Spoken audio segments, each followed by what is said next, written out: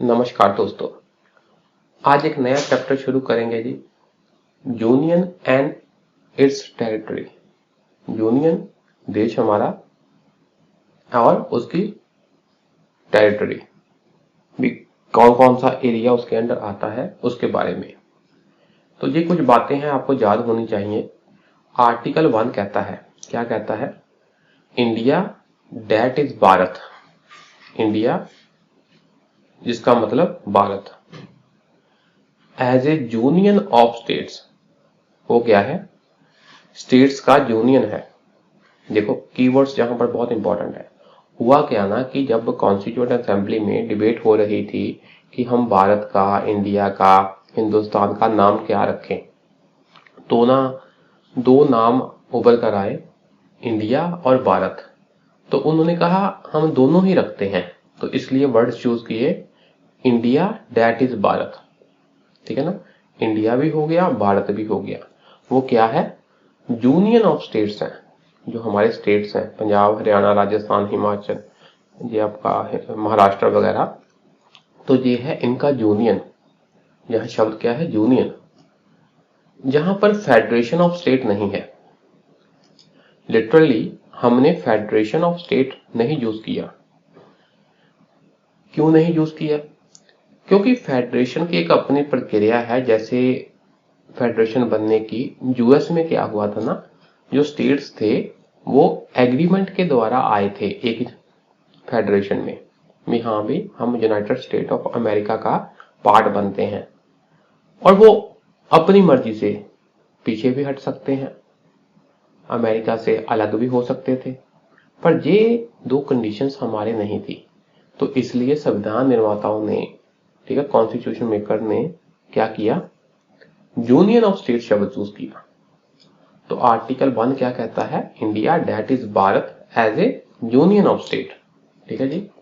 10 in the constitution India is not mentioned as a federation of state. तो federation of state mention नहीं है।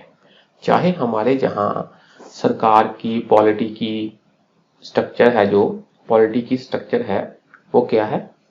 Federal है, पर name federation नहीं mention. Also article 1 informs about name of the country. क्या है name? India और भारत दोनों है। And type of the polity. Polity कैसी है? Union of states. ये बात होगी।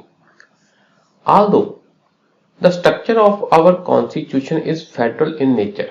चाहे हमारे देश की स्ट्रक्चर है, जो पॉलिटी की, संविधान की, वो क्या है? फेडरल। पर संविधान में कौन सा शब्द यूज हुआ है? The constitution has used the word union. Union word use हुआ है, फेडरेशन नहीं। क्यों? वही जो हमने रीजन डिस्कस किया कि unlike the American federation, America में क्या था, वहां पर यूनिट एग्रीमेंट के साथ इकट्ठे हुए थे, पर हमारे ऐसा नहीं है। Our federation is not formed as a result of agreement among the constituent units. तो एग्रीमेंट से नहीं बना हमारा फेडरेशन। ठीक है। दूसरा कारण, the states have no right to secede from the federation.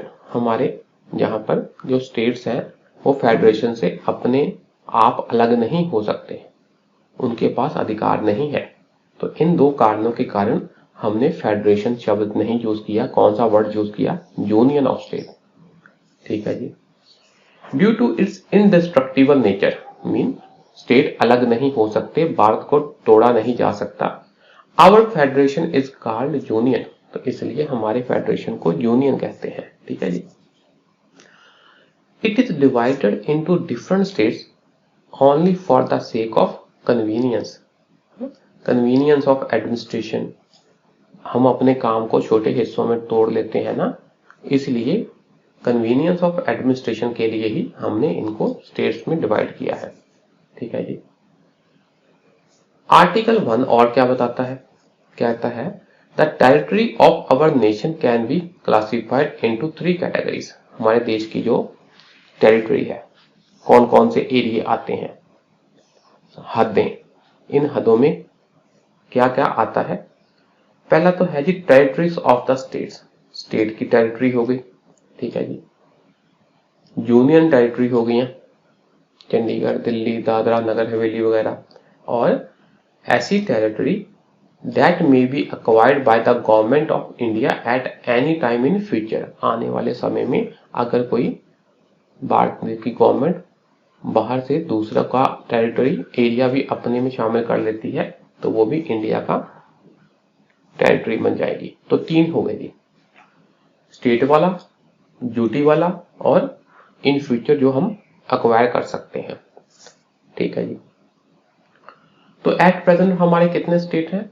29 state. कितनी ड्यूटीज है? 8।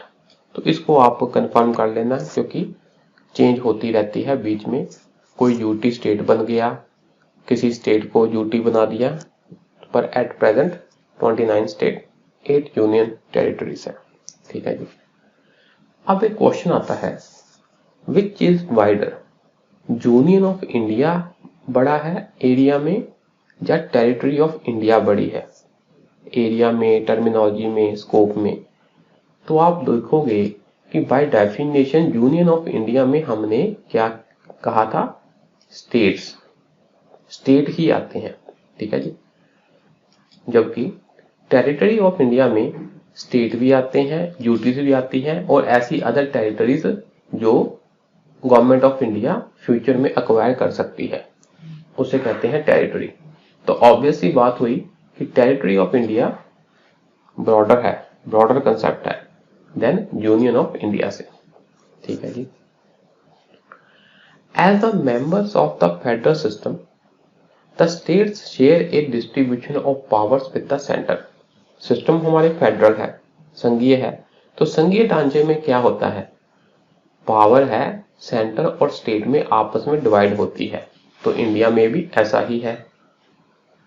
On the other hand the central government directly administer the union territories and the acquired territories, ठीक है ना। तो जो तो स्टेट्स होते हैं उनके साथ तो पावर की डिवीजन है, पर अगर हम ड्यूटी की बात करें जहां अक्वायर्ड टेरिटरी या दूसरों से हमने जो आने वाले समय में टेरिटरी अपने में मिला ली है उसकी बात करें, तो उसको कौन कंट्रोल करता है, उसको कौन एडमिनिस्ट्रेट करता है, उसके ऊपर कौन राज करता है अपने सिस्टम के द्वारा, प्रशासनिक कार्रवाई कौन करता है? सारी सेंट्रल गवर्नमेंट, ठीक है ना। जैसे मान लो चंडीगढ़ है, वो यूटी है, तो वो किसके कंट्रोल में होता है? सेंट्रल गवर्नमेंट के। आगे बात आती है जी अक्वायर्ड टेरिटरीज, जो हम दूसरे से एरिया ले लेते हैं। क्योंकि इंडिया क्या है? सोवरेन स्टेट है, तो सोवरेन स्टेट जिसके ऊपर दूसरे का कंट्रोल नहीं, वो अपने डिसीजन लेने में सक्षम होता है, इंडिपेंडेंट होता है, वो क्या कर सकता है? Can acquire foreign territories, foreign territory भी अक्वायर कर सकता है, पर कंडीशन अप्लाई। वो कंडीशंस क्या है? Be subject to international law, international कानून के हिसाब से ही वो फॉरेन की टेरिटरी अक्वायर कर सकता है, वैसे नहीं, ठीक है ना। ऐसा थोड़ी है कि हमारा दिल किया तो हम अपने आसपास के जो थोड़े कमजोर मुल्क है उनको अटैक करके अपने में मिला लेंगे, नहीं। इनके ऊपर कुछ रूल एंड रेगुलेशंस हैं, तो वो रूल एंड रेगुलेशन जो इंटरनेशनल लॉ कहता है उस हिसाब से ही हम कर सकते हैं ऐसे। तो ऐसे कौन से मोड्स हैं, ऐसे कौन से तरीके हैं जिनके द्वारा हम फॉरेन की टेरिटरी को अपने में मिला सकते हैं? वो है जी सेसेशन।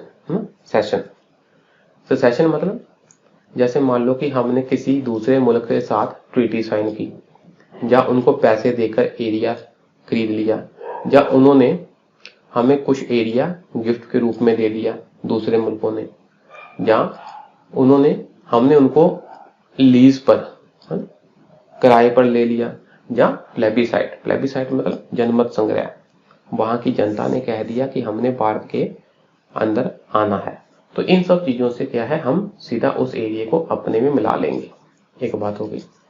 दूसरा है जी ऑक्यूपेशन। ऑक्यूपेशन मतलब भी जैसे कोई टेरिटरी है, ठीक है ना, वो क्या है? हिथरथो अनऑक्युपाइड बाय ए रिकॉग्नाइज्ड रूलर, भी उसके ऊपर कोई रिकॉग्नाइज्ड रूलर नहीं है, कोई ऐसा जिसको प्रॉपर अधिकार हो, जिसको मान्यता प्राप्त हो, ऐसा कोई उसके ऊपर शासक नहीं है। तो ऐसे ही अभी तक क्या है, हम कह सकते हैं कि हाँ भी इसका कोई और वाली वारस नहीं था, ठीक। तो हमने इसको आपस में अपने में मिला लिया, इसको ऑक्युपाई कर लिया। ऑक्युपाई कर सकते हैं अगर उसका अनऑक्युपाइड है वो बाय ए रिकॉग्नाइज्ड रूलर से, ये बात हो गई। और ये है कॉन्क्वेस्ट, कॉन्क्वेस्ट और सबजुगेशन भी, सीधा हम अपनी फोर्स लेके जाएं और उस एरिया को अपने में मिला लें, ठीक है ना। तो जो दादरा नगर हवेली वगैरह इधर है ना, जो गोवा के अंदर थे, तो ऐसे एरिया को हमने फोर्स के द्वारा भी अपने भारत में मिला लिया था। कॉन्क्वेस्ट भी कर सकते हैं हम। तो ये क्वेश्चन आ सकता है कि वो कौन कौन से तरीके हैं जिससे हम क्या कर सकते हैं, दूसरी टेरिटरी एक्वायर कर सकते हैं, सेसेशन, ऑक्युपेशन और सबजुगेशन या कॉन्क्वेस्ट, ठीक है जी। अब बात आती है आर्टिकल 2 क्या कहता है। आर्टिकल 2 आपको वर्ड्स पता होने चाहिए। आर्टिकल 2 है रिलेटेड टू न्यू स्टेट और आर्टिकल 3 है रिलेटेड टू एग्जिस्टिंग स्टेट, ठीक है। ये थोड़ा फर्क याद रखना। अगर तो नई स्टेट बनानी है तो आर्टिकल 2, तो अगर एग्जिस्टिंग स्टेट के साथ छेड़छाड़ करनी है तो आर्टिकल 3 आता है। मेन याद कर लिया। अब देखते हैं आर्टिकल 2 के अंदर क्या होता है। The parliament can admit into the union of India new state, ठीक है ना, नई स्टेट अपने यूनियन में हम मिला सकते हैं आर्टिकल 2 के अंतर्गत, जहां और establish new states on such terms and conditions as it thinks fit.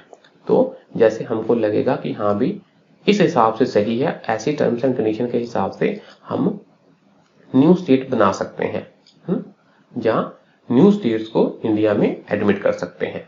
तो कहने का मतलब नई स्टेट्स को इंडिया में एडमिट करना या नई स्टेट बनाना, ठीक है ना। तो वो सब किस में आता है, आर्टिकल 2 में।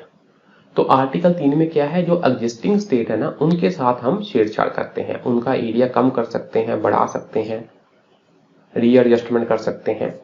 It relates to the formation of और changes in the existing state.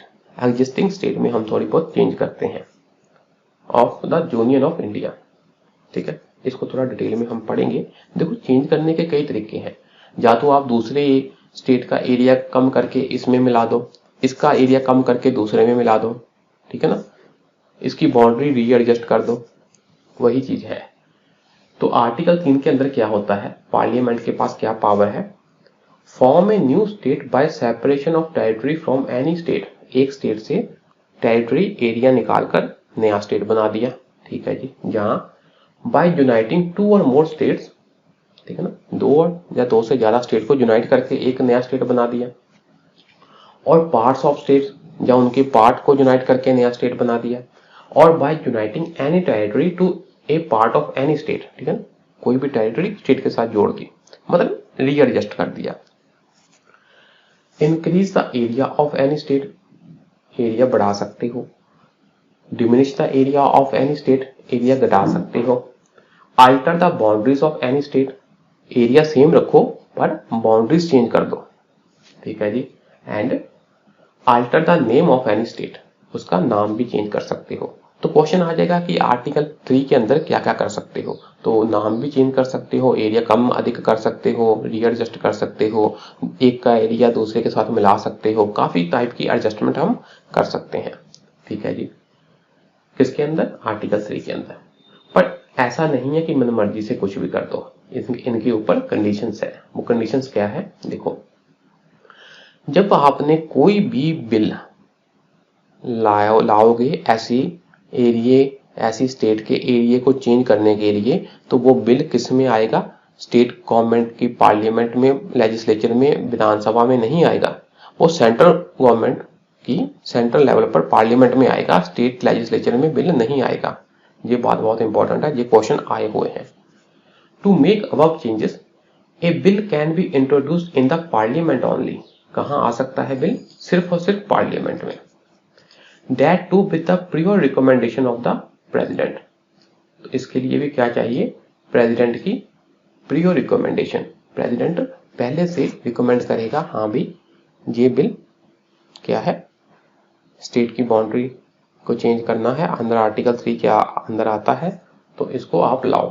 तो रिकमेंडेशन किसकी चाहिए? प्रेसिडेंट की। मतलब कंडीशन है, आप सीधा सीधा बिल नहीं ला सकते, प्रेसिडेंट की रिकमेंडेशन बहुत जरूरी है, क्योंकि आपने स्टेट के साथ चेंजेस करनी है, आपने संघीय ढांचे के साथ चेंज करनी है, पर लाया कहां जा सकता है? सिर्फ और सिर्फ पार्लियामेंट में। ठीक है जी। Before recommending the bill, president क्या करता है? इस बिल को रिकमेंड करने से पहले the president has to refer the bill to the concern state legislature. तो प्रेसिडेंट ने वो बिल स्टेट लेजिस्लेचर को भी देना है। ठीक है, स्टेट लेजिस्लेचर को देना है रिकमेंडेशन से पहले। ये लाइन इंपॉर्टेंट है। रिकमेंडेशन से पहले प्रेसिडेंट ने वो बिल किसको देना है?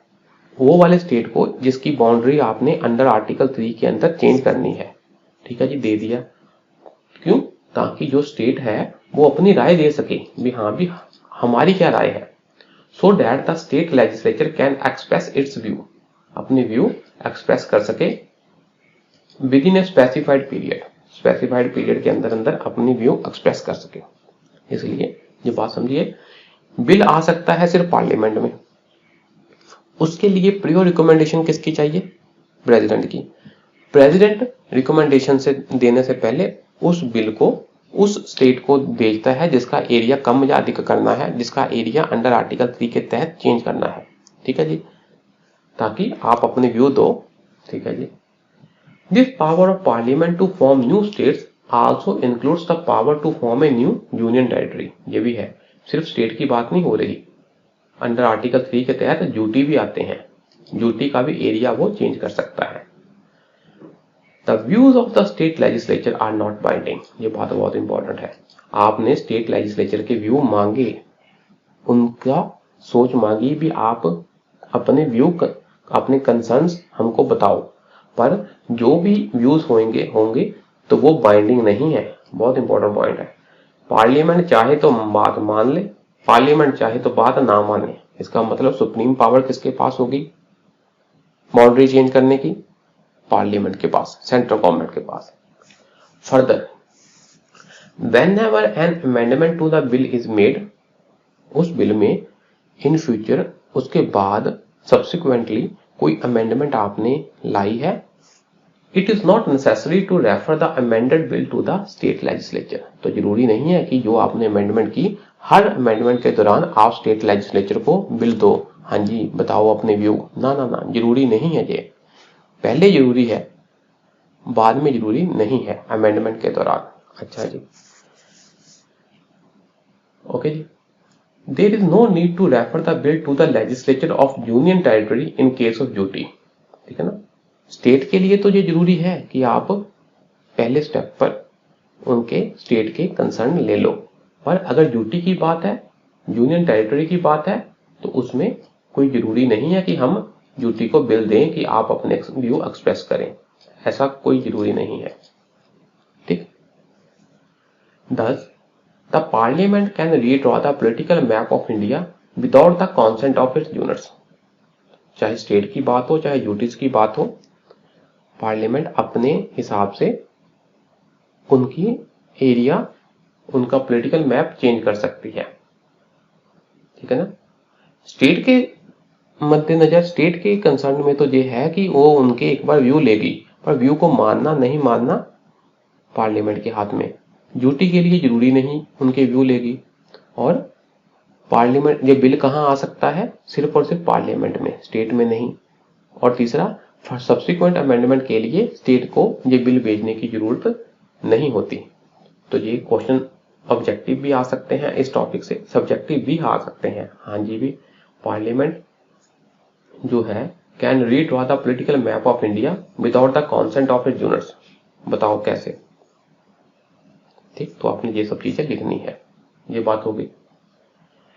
बिकॉज अब ये बात आती है, the central government can destroy the states and not the vice versa. जो सेंट्रल गवर्नमेंट है वो स्टेट की बाउंड्री वगैरह स्टेट को रीड्रॉ कर सकते हैं, पर स्टेट सेंट्रल जब पूरे और हमारे देश की बाउंड्री को रीड्रॉ नहीं कर सकते। ये बात होगी। इसलिए India is described as an indestructible, भी आप इसको तोड़ नहीं सकते। यूनियन है ना, हमारा यूनियन क्या है? इनडिस्ट्रक्टिबल। इसको हम तोड़ नहीं सकते, स्टेट उसको तोड़ नहीं सकते, पर जो सेंटर है वो स्टेट का एरिया चेंज कर सकता है। An indestructible union of destructible states, states क्या है? डिस्ट्रक्टिबल, ठीक है जी। पर दूसरी तरफ अगर हम बात करें यूएस की, तो यूएस में जो फेडरल गवर्नमेंट है, जो सेंट्रल गवर्नमेंट है, can not form new states और alter the borders of existing states without the consent of the concern state. वहां काम उल्टा है, वहां काम क्या है, हमारे क्या है कि सेंट्रल गवर्नमेंट स्टेट का एरिया वगैरह चेंज कर सकती है। वहां पर क्या है, अगर फेडरल गवर्नमेंट ने नया स्टेट बनाने हैं, जहां एग्जिस्टिंग स्टेट्स की बाउंड्री चेंज करनी है, तो उनको कॉन्सेंट चाहिए, उनको कॉन्सेंट ऑफ द स्टेट चाहिए।